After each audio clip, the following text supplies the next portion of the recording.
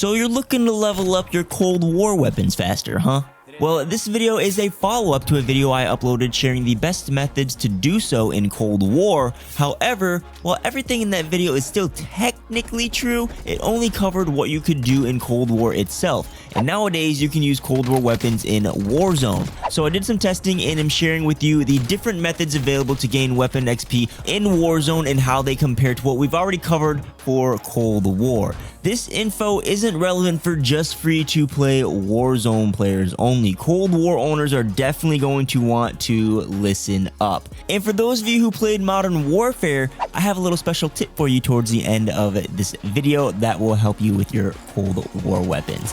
Let's get started. Yo, what's going on, everyone? My name is Sinister Skater. Welcome to the channel. I want to start this video off just real quick with 3 clarifications if you're coming from the original video. The first is that I warned of not using double weapon XP tokens during events because they didn't stack, and they have now disabled token activation during double XP events, so you'll no longer have to worry about that.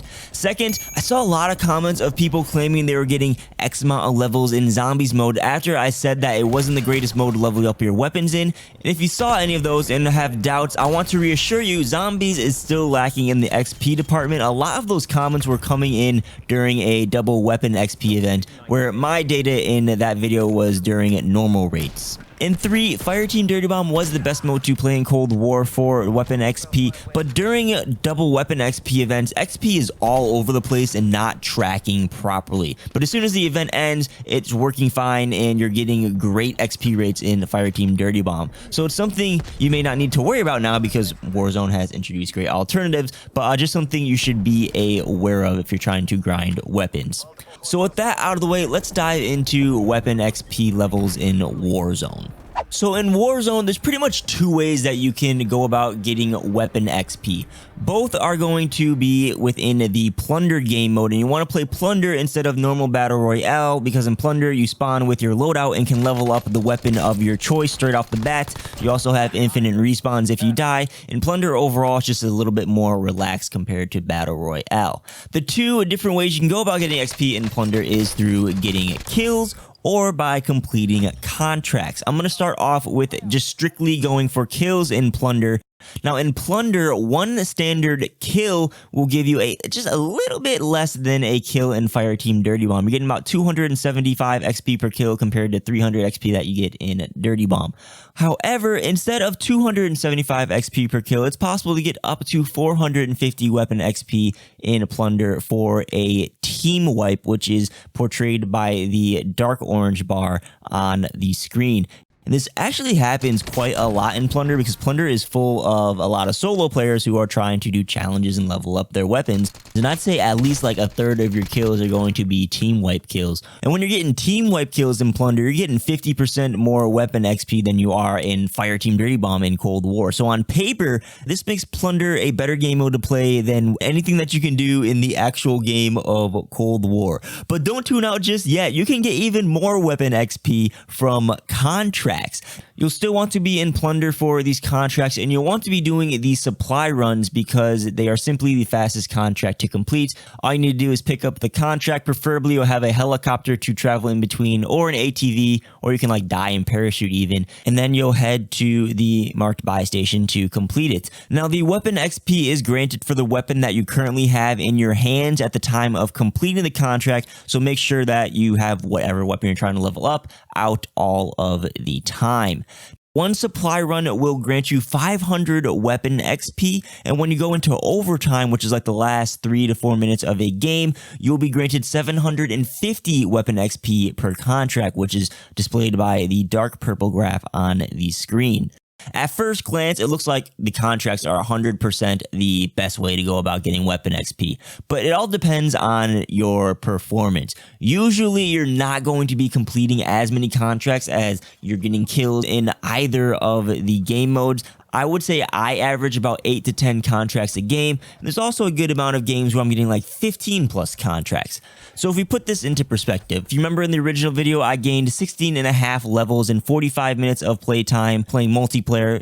In Fireteam Dirty Bomb, I got 19 levels after 45 minutes. In Plunder, I gained 16 levels after playing for 45 minutes. And your mileage may vary here. Remember, we're getting the same weapon XP as Fireteam Dirty Bomb, but my actual experience is more similar to just strictly playing Cold War multiplayer. And that's because I'm getting the fewest amount of kills in Plunder. I'm getting about 15 kills a game. I personally just find Plunder hit or miss. My ability to get kills in Plunder is very inconsistent. Sometimes I find myself fighting squads all game long, getting a bunch of kills, and then sometimes I find myself searching for squads to fight all game long. Lastly, for contracts, I only gained 12 levels in 45 minutes, averaging about 8 contracts again. And again, your mileage will vary. If you have a helicopter the entire game and no one's shooting at you, you'll get plenty of supply runs and can get like 15 contracts per game, and you'll be getting way more XP than all the other modes.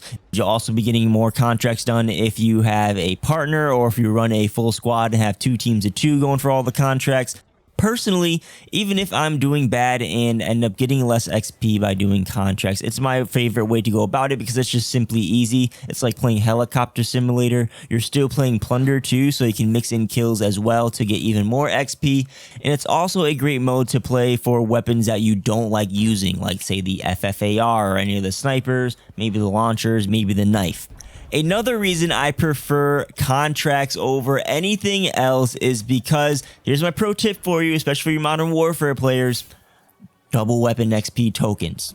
Some of you may instantly be thinking, those are in Cold War 2, what makes them so special in Warzone? And while that is true, you'll likely be sitting on a ton of leftover XP tokens if you played a lot of Modern Warfare. I personally have over 50, probably more like 75 weapon XP tokens stacked up alone. I'll show you that on the screen right now so you don't know I'm just full of crap. Even if you didn't play Modern Warfare Hardcore, you still probably have a good amount of tokens left over. My friend, for example, had like 6 to 8 hours of weapon XP in his Modern Warfare storage. To put things in perspective, if we take a look at this new chart on the screen here, you can see it going for kills or going for contracts with double weapon XP is way better than if you just played either of the Cold War modes, regardless if you're performing well or performing poorly while doing so. If you aren't convinced yet, in one day, I got 2 shotguns, 3 pistols, 2 melee weapons, 1.5 launchers. I had one of them already like halfway leveled up. And then I also got the Groza and the MAC-10, all within 5 levels of being maxed out by just flying a helicopter around, doing supply run contracts while I had my leftover double weapon XP tokens active. But in the end, it all comes down to personal preference. So comment down below which game mode you will be playing to level up your Cold War weapons moving forward. I'm curious to see what the community thinks. Don't forget to drop a like and subscribe if you enjoyed or learned something new. And there are links for you to check out in the description if you'd like to help support the channel. Peace.